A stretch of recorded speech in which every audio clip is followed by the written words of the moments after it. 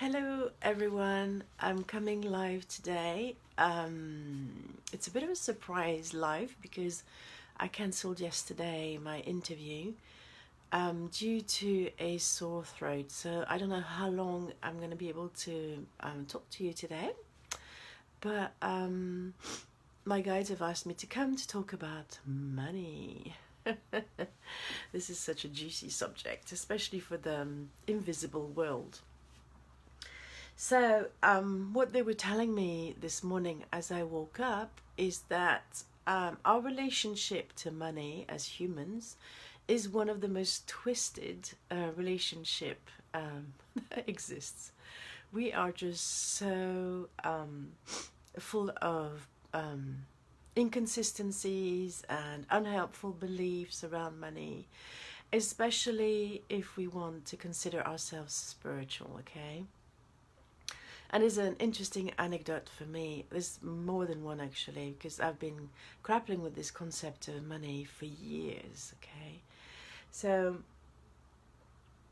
those of you who know me a little bit are aware that I used to be a international business lawyer. And I had a relatively good pay. I say relatively good because as a French lawyer, salaries are not as good as they are, for example, in England or America, which makes people think that lawyers are money chasers, which is not actually true in France. It's more like a profession that people pursue either because they're not good enough at maths so they find something else to do, or because their families have lawyers and so they just follow the family tradition. And then the third profile for lawyers is people who want to change the world and make a difference and that blah blah blah blah. I don't think I fit into any of those categories. I actually studied law because I felt I couldn't pursue the thing that I really wanted to do. My parents talked me out of it, and I wasn't a rebel enough to say I'm going to do it anyway. And anyway, they had the hand on the money, so there we go. We go back to the money thing. They gave such hell to my sister when she refused to do what they thought would be good for her to do, that I thought I'd better behave here, otherwise there's going to be trouble. So anyway, when I decided to leave my career as a corporate lawyer after a 15-year really successful career, I branched into the world of spirituality, and I felt ashamed of the fact that I used to earn a good salary and that I was in the business world for 15 years. And so I carried this guilt and shame for over 10 years. And I almost feel that I espoused a sort of collective consciousness about money that people hold when they call themselves spiritual. And the contrast was so incredible because I never really thought about money when I had money and when I was a lawyer, and when I didn't see myself as someone spiritual. And I still don't, by the way. It's a word that really puts me off. Even though I'm calling myself a spiritual lawyer, this is part of the contradiction, the paradox. But I guess it's better than calling myself a religious lawyer, which I will never be. So I felt this shame, and what I want to talk today is about why are we putting such bad rap on money. And I want to say that if you do that, it's actually harming you. And it's very important for you to listen to this. Whatever beliefs you hold about money, whenever you judge someone who has more money than you, and I'm going to give you loads of examples because in my life, I hadn't realized, I've been working on my money beliefs for now years. I can't even count how many years I've done this. And I'm still peeling the onion. There are so many beliefs that have been handed down to me by my ancestors, basically. So let's talk about my ancestry, which is a very mixed ancestry and incredibly rich and interesting. On my dad's side, I'm not saying that's the only route, but part of his family descended from Jewish bankers. And my grandfather, who, although he wasn't Jewish, it was his wife who had Jewish roots, was a very successful engineer. He came out of one of the most prestigious engineer school in France, like the elite. And he then went into banking as well. And he was a rich man. He was the first one to have a car in Paris, or one of the first people to have a car with a chauffeur. He's one of the first people to have a camera, when that was a luxury. And yet he lived in really austere, in an austere way. He would make his children eat food until it was done. There was no waste in his house. They would have clothes that would be repaired constantly until they literally fell off their shoulders and whatever, body. And he was extremely strict. So that's the picture on one side of my family, okay? And I think he probably had some mixed things about money, maybe some sort of guilt, I don't know. On my mother's side of this, the money kind of beliefs, there's people who throw money out the window, have money, then are super poor, go from really extremes, and who are extremely judgmental of people who have money. A lot of them worked in factories or had really small jobs and despised people who had money, or at least were extremely jealous and envious. So I was raised in this sort of mix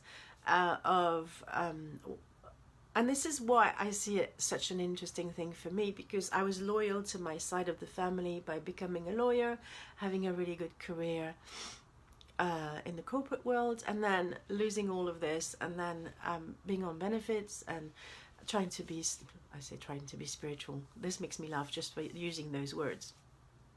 Struggling with money, and then unpacking the whole of it, because I thought, this is enough, you know. I don't want to play their game. I don't want to be caught up in their beliefs. So that in itself, we probably, all of us, have some extremely mixed signals about money. And think about, I come from a country where the dominant faith was Catholic for a long time. And the attitude of the Catholic Church towards money is completely twisted as well. They push the model of modesty, humility, not having any money, and all their saints and everything lost everything and are poor or whatever it is, and yet they're the richest institution in the world. So there's that complete split and hypocrisy between what you say and what you do. And I think we have so much of this. So what my guides have told me is it's time to clean money. Clean all your beliefs around money. Just realize that money is just an energy.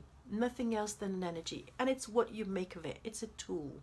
So money can be used for good. Money can be used for evil. But it's not the money in itself. It's your attitude to money and what you do with it that matters. Because it's just an energy. And then you do what you do, and then you either suffer the consequences, or you have a healthy relationship with the money and things go well your way. Does that make sense? If you have any questions, feel free to ask me. And I'm going to look at a couple of beliefs around money that are really unhelpful. First, judging how much money you have or other people have, whether it's too much or too little. I see that on either side of the spectrum. I see rich people who think that people who don't have enough money are just lazy, and that's a complete, I'm not going to say the word because I don't swear on radio or whatever, on air. And I find the opposite of the judgment just as offensive. People who don't have money say that people who have money are evil, selfish, this, that, and the other, and they're depicted as these really horrible people. And that's not true, because I've seen both ends of the spectrum in my own family, and I can tell you there's some extremely good people who have money, and there's extremely good people who don't have money, and as well I've seen some pretty stinky people who have money and some pretty stinky people who don't have money. So this really irks me. It irks me because I have both sides in my family, and I can see that this is a stupid debate. And maybe that is why I chose my family to be born into, so that I could reconcile these like two camps, you know. It's like I used to hear my uncle say all the time, I don't have money, but I have my health, and I'm you know, and I have more fun. And I was like, no, that was complete bullshit. Sorry, I said the word, that's it. I thought I wouldn't say it, but I did. So also, I hear a lot of people that say it's not about the money. Yeah, but money, you need money for everything in this world. So if you don't understand that, yes, you do need enough money to go by, and it's okay to have even more than enough money to go by, then you will live a lot better, because at this point in time, you cannot come with your painting, if you're an artist, to go and buy your grocery at your local supermarket. It's just not possible. You have to sell your art first and then get the money to go and buy food. That's something I did very unsuccessfully. Sorry. I was a practicing artist for nearly 10 years, never made any money out of it, and felt absolutely gutted. And yet everybody who saw my paintings thought they were amazing. So this is going to take me to the next subject about money, is that nothing will test your relationship to money more than being in business, especially if you're an entrepreneur or a solopreneur. I didn't realize back in my days as a corporate lawyer that receiving a salary is actually nothing to do with your own worth. It's to do with the worth that someone puts upon you. So, sorry, I'm having So on the market, when I when I looked for my first job, I had a desirable diploma. I actually had this degree, sorry. I never understand this distinction in the English language between diploma and degree, because it doesn't exist in France. So anyway, I had a double degree, translation and law, and I had obtained a bursary from a very well-respected, institution called Erasmus, which made me a very desirable lawyer to hire. And I spoke fluently 3 languages, which is even more desirable for people who do international business. So I was offered a good salary as a first salary when I started working, and I worked in a very prestigious law firm, international law firm, not even a French law firm. This was no indication of my self-worth. Sorry. Because deep inside, I actually didn't feel I deserved it. But because it was a salary and I didn't have to really think about it, it just came automatically into my bank account every month. Well, I wasn't going to say regardless of whether I worked or not, because I worked actually really hard. Lawyers usually put through quite a lot of long hours, and especially when you negotiate deal, you end up working around the clock and all sorts of things. So, but when I put myself out of this model of being employed, where the money is literally handed down to you and always the same amount and always the same date, then the money I received was tied to my worth, and I plummeted. I never had much confidence in myself. So even though I was extremely ambitious, I was constantly doubting myself. And so when I started, I also chose professions that are not easy to earn money with. So being a practicing artist and a healer, people try to get things for free from you all the time. I had people coming up to me and saying, you shouldn't be charging any money for your healing because it comes from God. And that sort of thing. And this is, I'm sorry, again, this is such an unhelpful belief. You know, healing doesn't come more for God than your gift in making art, or your gift in understanding complex transactions if you're a lawyer. This is the ego speaking again. But I dived into 2 paradigms that were opposite to what I had been raised in, at least on my father's side. And the 2 paradigms was that money was evil and charging for your services is actually not right, because they come from God. So you should be giving all this for free. And also on the artistic side of things, images are free all the time now. So, and people don't value, at least I thought that, don't value the work of artists. And so I literally plummeted from being in a very comfortable position financially to being almost like a destitute. And I was outside of the system suddenly, so it was very hard for me to feel that I fit in anymore. So what you need to understand, though, is money is just an energy. We're coming back to that. So it's very important for you to have a healthy relationship to money. And I want you to look at your relationship to money as if it was a person, like someone you're dating. Now imagine if you were starting to date someone and you would say to him, oh, but you don't really matter. You know, like, you need the person, you're in a relationship and it's making you feel good, but you constantly tell that person that you don't matter. How would that make you feel if you were money, and if the person that you're dating is constantly having these completely twisted beliefs about you, and constantly a push and pull? That would drive you mad. And it's because money is an energy. If you push it away, it will go away. And if you have an unhealthy relationship with it, then it's not going to work, not long term anyway. So here I wanted to look at some of the unhelpful attitudes that we have around money, so they just become conscious about what you're doing. So never looking at your bank account, whether you have a lot of money or you don't, is not healthy. Obsessing over it isn't either, but it's important to be responsible towards your bank account, towards your spending, to have an idea of what you're doing, to not have this. It's more the energy that you have around looking at it. So if you have a lot of money and you just really don't care and you just spend it everywhere all the time, then there's no respect for that money. But at the same time, if you're on the opposite side of the spectrum and you're constantly worrying about money and you don't even open your bank account because it's so traumatic, that's not a healthy relationship to money either. So, and actually, I don't mean to say to look at your bank account all the time if you're in that distressing position, but it's good to use it as an exercise to clear your beliefs around money. Now, a lot of our beliefs around money are completely unconscious.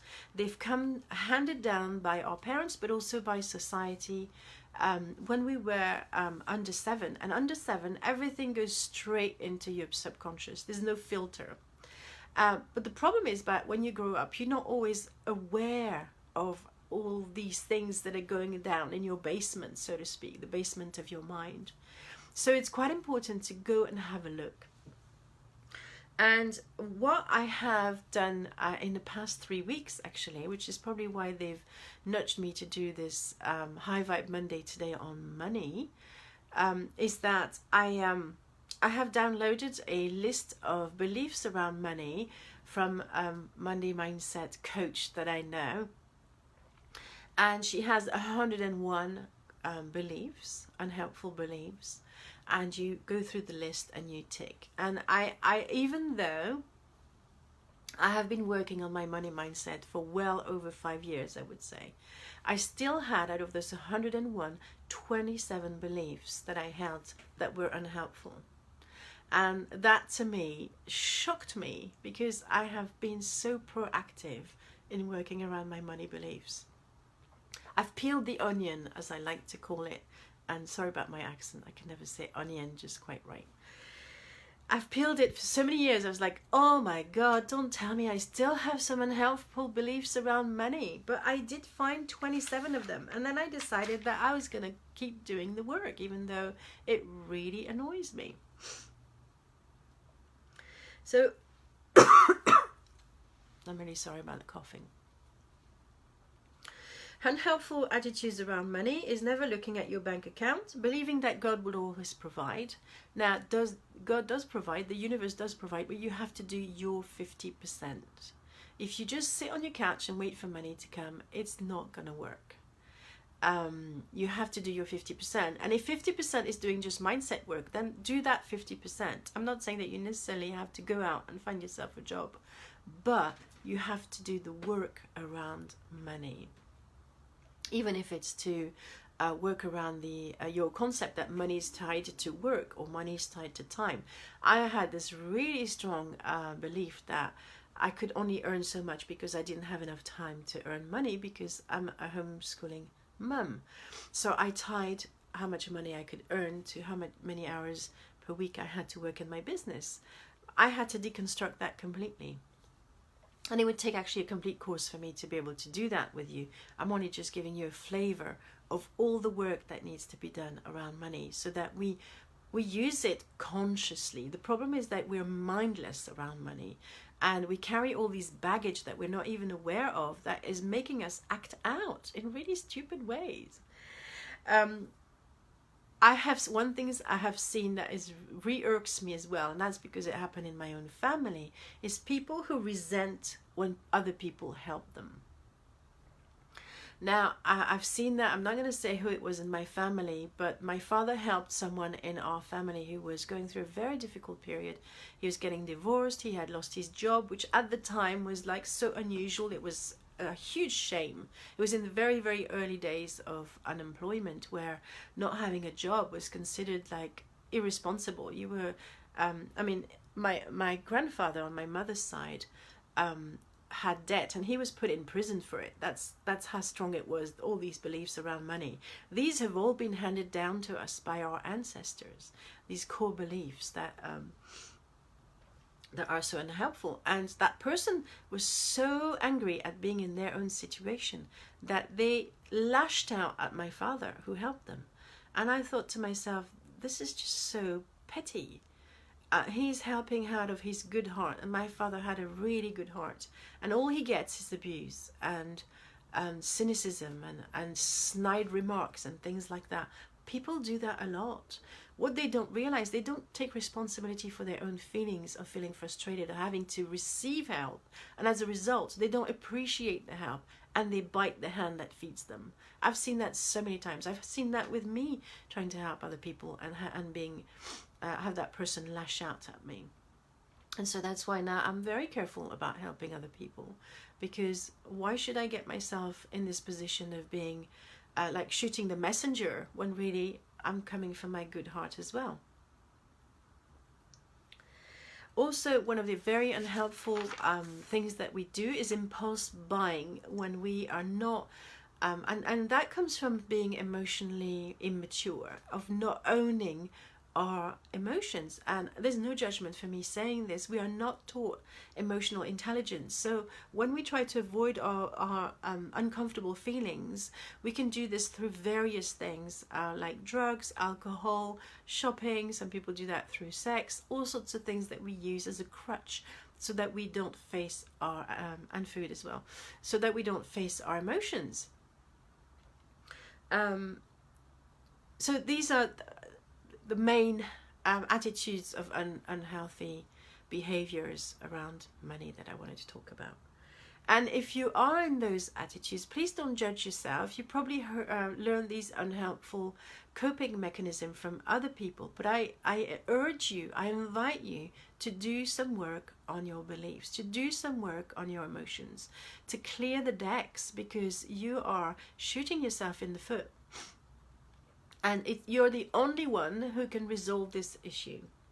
Nobody else can do it for you. There's not going to be a fairy with a magic wand who's going to make it all better for you. You've got to look at things with courage and with the intent of seeing clearly. And of course we can't see clearly through our own stuff, so it's good to go and get some help for that. And I have something I want to recommend to you at the end of this High Vibe Monday, because my business bestie, and she's not in my business, but she's a lovely woman who is a money mindset coach, amongst other things. She's launching an amazing 5-week program, so I will put the links on this High Vibe Monday so you can have a look at what she does. I've done one of her courses. It wasn't this one, it was like a 30-day email course, and it was fantastic. Even though I had been working on myself and my money mindset for over 5 years, I still found incredible value in what she did. So I want to finish, I want to talk a little bit also about credit card debts, because there's a lot of flack around having credit card debts. And though I'm not encouraging irresponsible spending, I want to say as well, we only judge it as bad because we decide that it's bad. And I want you to go beyond judgment. I know personally I've had to use credit cards twice in my life, and they've been lifesavers, because at that point it was that or I was losing my house in circumstances that were mostly out of my control. So I want you to also go beyond that. And if you have this belief, either because you judge people who have credit cards debt, or because you yourself have credit card debt, I want to imprint on you something very important that Carl Jung said. He said, what you resist not only persists, it grows bigger. So by not looking at your credit card statements, by trying to ignoring that there's an issue, by not doing a repayment, even if it's £10 when you can, and spending it on something else so that you can actually soothe that anxiety around money, you're making things bigger. And there's a beautiful process that Abraham Hicks, if you don't know them, please check them out. They've written an amazing book called Ask and You Will Receive, and it's really interesting, my relationship with this these teachings, because for years I had the book and I just could not read it. Whenever I read the first chapter, I just closed it down and thought, this is a pile of rubbish. And then suddenly one day I was mature enough, I suppose, and my mind was open enough to be able to understand what they were talking about. And it literally, these were the first people who actually taught me about money, and from a spiritual perspective, from a real spiritual perspective, not from the perspective of people who call themselves spiritual and who consider money as evil or bad or lower energy than something else. This is judgment again. And I'm sorry, but if someone calls themselves spiritual and are full of judgment, to me they're not, because it's not compatible. For me, the highest form of spirituality is to go beyond judgment into compassion and seeing everybody from the eyes of love, including money. People who have money, people who don't have money. To just have this not neutral, it's benevolent, but neutral in the sense that there's no judgment. So that was about credit card. And the last thing I wanted to mention is that also I want you to be aware of how you judge where money is coming from. And I have this issue at the moment, I find it so interesting to observe, is that if I earn the money through my business, then I feel it's good money. But if I receive it from someone else or from another source, then I almost don't count it. Now, don't do that. This is a mistake as well, because what will happen, the universe doesn't discriminate between the money it sends through your aunt Lucy or your business. And so if you say, oh, that one doesn't count, for the universe, money is only one big thing. And if you discount Aunt Lucy's money, then you discount your business money, and you're kind of, it's like you're strangling the funnel through which the universe sends you that money. Now, I've been talking quite a lot, and I think I need to stop now. If you have any questions, though, please free to ask them. So I will put the link to my friend Stephanie's Cacris money. I don't even know what she calls it, because it's on my phone and she sent it to me yesterday. But I will pop a link to her course, to the page where you can sign up, look it up. Of course, she's not the only money mindset coach, but I highly recommend her work. And there's also other ladies. If you want to PM me to ask me for more recommendations, I can. And I will also, hi Al, I'm almost finished. I'm sorry I missed you. The subject was about money, and if you want to listen to the replay and ask any questions, I'll be more than happy to answer them. So for those of you who are listening to this on the podcast or on YouTube, you can go to my page called I Can Help You Thrive on Facebook, and you will find this recording at the top, on the pin post at the top of my page, and this will take you to a link where the Facebook Live was done. And you'll be able to ask me any questions. I'm always happy for people to message me, and I wish you a prosperous life and a really healthy, beautiful relationship with money. Bye for now.